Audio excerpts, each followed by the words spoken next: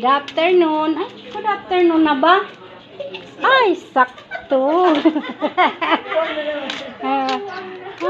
Vlog na naman si Lola. Nagpa-practice lang po. Hindi kami sa lugar kang naagong kang aki ko. Kuya, ini ang harong kang naagong kang aki ko.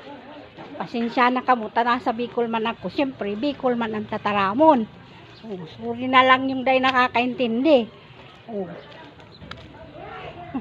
Kuya, magayunon po igdi sa lugar ninda. Kadagol po ning masitas. May kakao pa sila, hindi pa malalaki yung kanilang mga bunga. Tapos, ito po may langka. Ayun po yung kapatid ko, saka yung kapatid ni Jasmine. Nagpapapedicure.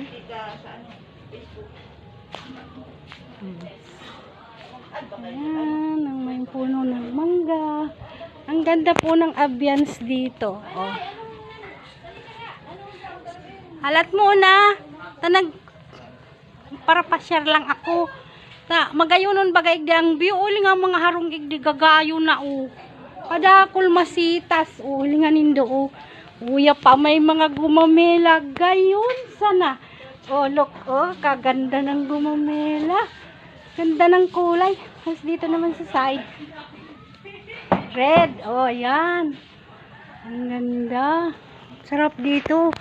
Malamig.